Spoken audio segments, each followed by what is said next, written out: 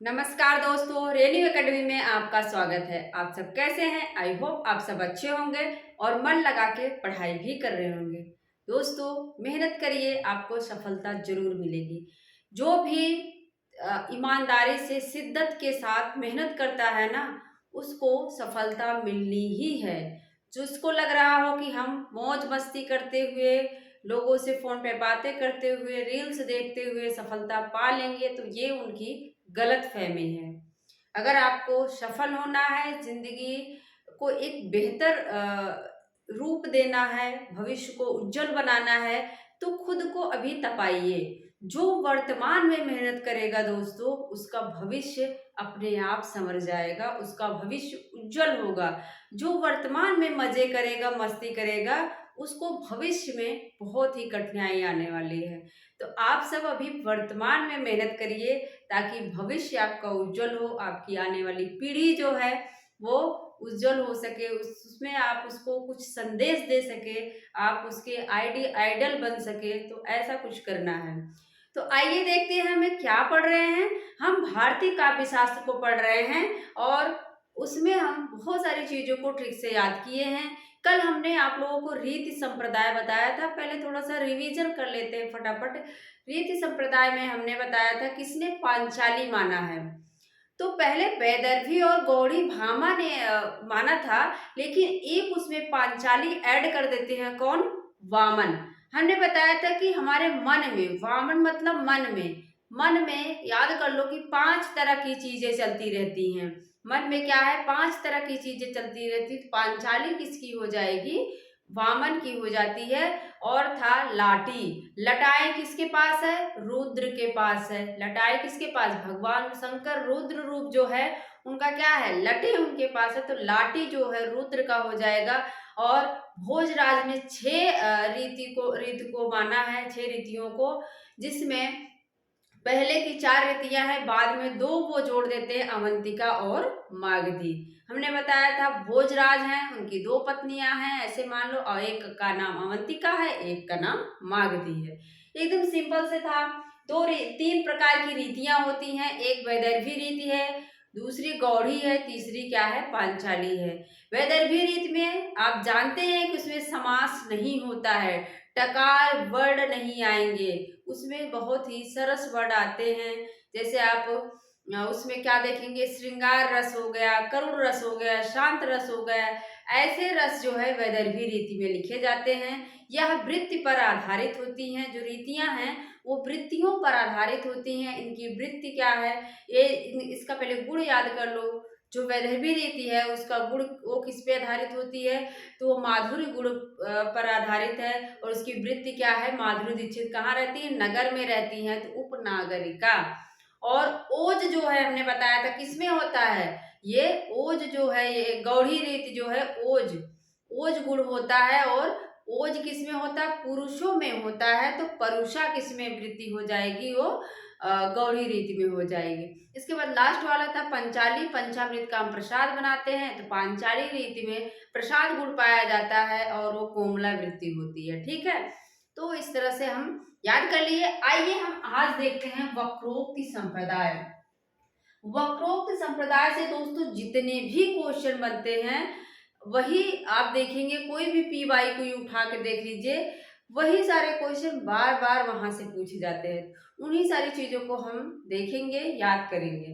और हाँ, चैनल पर नए हैं तो चैनल को सब्सक्राइब कर लीजिएगा दोस्तों, शेयर कर दीजिएगा, लाइक कर दीजिएगा।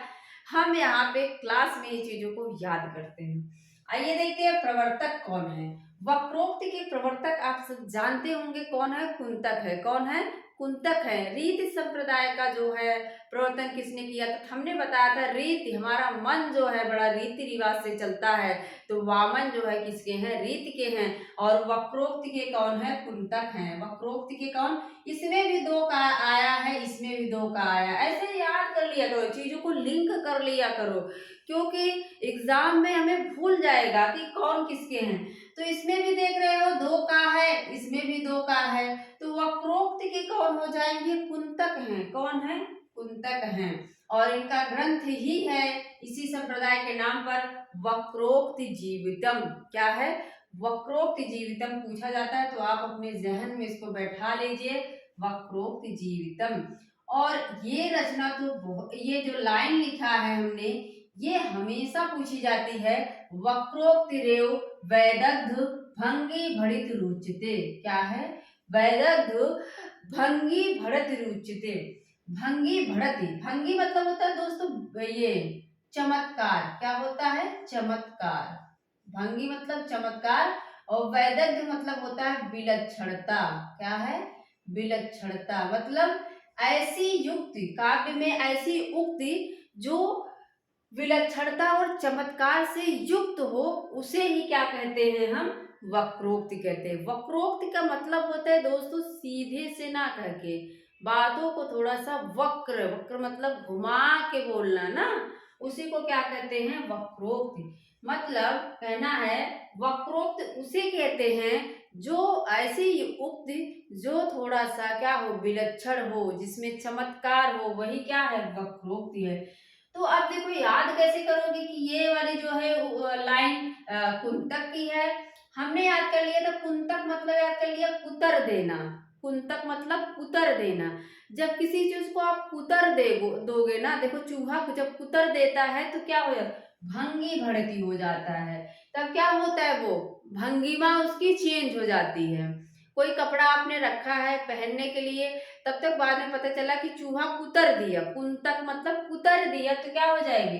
भंगी भड़ती हो जाएगी, मतलब उसमें चमत्कार आ जाएगा, भंगी हो जाएगी। भंगी मतलब उसमें वो अलग ही भंगिमा में हो जाएगी, ऐसे याद करो। तो कुतर दिया तो क्या हो जाएगा? भंगिमा उसकी बदल जाएगी। तो भंगी वाली जो लाइन है किसकी हो जाएगी? वो कुंतक की। दोस्तों हमारा जो हम जो हिंदी वाले हैं उस उनकी संस्कृत वगैरह बड़ी कमजोर होती है, तो हम तो ऐसे ही याद करते थे। कोई भी पंक्ति है, कोई भी लाइन है, उसका एक शब्द उठाते थे और उस लेखक से, उस कवि से उसको जोड़ लेते थे, लिंक कर लेते थे। तो आप भी ऐसे करिए, कुतर दोगे तो क्या हो जाएगी? उसकी भंगिमा बदल जाएगी। तो वक्रोक्ति वैदग्ध भंगी भड़त रुचते। अब देखो अगर पूछ ले कि दंडी ने काव्य के भेद कितने माने हैं, जिन्होंने 2 भेद माना है। पूछ सकता है स्वभावोक्त किसने माना है, तो स्वभावोक्त दंडी ने माना है और वक्रोक्ति। इन्होंने क्या किया है? काव्य के 2 भेद माने हैं, स्वभावोक्ति और वक्रोक्ति माना है। रुद्रट भी है, रुद्र काव्य वक्रोक्ति पूछा जाता है। इन्होंने काव्य के 2 भेद माने, काव्य वक्रोक्ति और श्लेष वक्रोक्ति। काक वक्रोक्त दोस्तों वो होता है जो वक्ता के कंठ पर आधारित हो। जैसे कहने का जो टोन होता है, एक होता है जैसे आप आ गए, आप आ गए, मतलब कहने, उसके कंठ पर आधारित होता है काक वक्रोक्ति। मतलब कहने वही बात को आप प्रश्न में भी कह सकते हो, वही बात आप अलग तरीके से कह सकते हो। या फिर जैसे आप जा रहे हैं, आप जा रहे हैं, मतलब थोड़ा सा पूछने के तौर पे या फिर कुछ चीज जानने के तौर पे, ऐसे। तो काक मतलब होता है, काक जो होता है, काक वक्रोक्ति वो कंठ पर आधारित होती है, वक्ता के कंठ पर आधारित होती है। श्लेष जो वक्रोक्ति है वो श्लेष अलंकार ही, जैसे श्लेष में आप जानते हैं कि जहाँ कोई शब्द एक ही बार आए और उसका अर्थ जो है भिन्न भिन्न हो, वही श्लेष है। तो वही चीज इसमें भी है, जहां पर जो है वक्रोक्ति शब्द पर आधारित हो, वहां श्लेष वक्रोक्ति होती है। अब देखो सबसे ज्यादा ये भी पूछा जाता है, ये पूछा जाता है और ये सबसे ज्यादा पूछा जाता है। तो कुंतक ने वक्रोक्ति के भेद 6 माने हैं, अगर उपभेद पूछता है तो 41 माने हैं। इस चीज को याद रखना। अगर भेद आपसे पूछता है तो आप 6 भेद बताओगे, और अगर उपभेद पूछता है तो आप 41 बताओगे। अब इसको याद कैसे रखोगे? क्योंकि यूजीसी नेट हो, कोई भी परीक्षा हो, उसमें पूछ लेता है, इसका क्रम पूछ लेगा, या पूछ लेगा निम्नलिखित में से कौन सा नहीं है वक्रोक्ति का भेद। तो देखो ऐसे याद कर लो, वर्ण विन्यास वक्रता, पद पूर्वार्ध वक्रता, पद परार्ध वक्रता, वाक्य वक्रता, प्रकरण वक्रता, प्रबंध वक्रता। इधर वाला छोड़ दो, इधर से यही मतलब है, पहला वाला शब्द से ट्रिक बना लो। पहले कोई वर्ड होता है, देखो पहले कोई क्या है, जिससे पहले कोई क्या है, का है, माँ है, ल है ना। ये क्या है, ये सब क्या है, एक वर्ड है। तो पहले क्या आएगा, पहले वर्ड आएगा। अब देखो इसको क्या करोगे, जब कमल ऐसे लिख दिया आपने तो ये क्या हो गया, ये पद हो गया। जब कोई शब्द जो है एक वाक्य में प्रयोग करने के लिए एक सार्थक शब्द हो, जब कोई सार्थक शब्द हो तो उसे क्या कहोगे, पद कहोगे। तो क्या है, ये पद हो गया। वर्ड के बाद क्या देखोगे आप, पद हो गया। अब पद परार्ध वक्रता, पद पूर्वार्ध है और पद परार्ध है। मतलब पद नाम से दो है, पूर्वार्ध है और परार्ध है।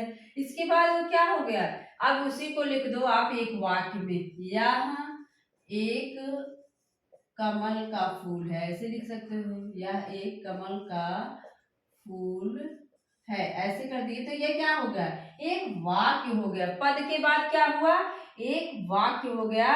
तो आप पद के बाद किसको लगाओगे, वाक्य वक्रता। और उसी को फिर से आप कई चीजों में प्रयोग करोगे तो प्रकरण बन जाएगा। क्या हो जाएगा, प्रकरण। और यही प्रकरण क्या हो जाएगा, प्रबंध वक्रता। यही क्या बन जाएगा, पूरा एक प्रबंध बन जाएगा ना। एकदम सिंपल है। वर्ड रहता है, वर्ड के बाद पद बन जाता है, पद परार्ध वक्रता, पद पूर्वार्ध वक्रता। इसके बाद पद के बाद क्या बनेगा, वो वाक्य बन जाता है, वाक्य वक्रता।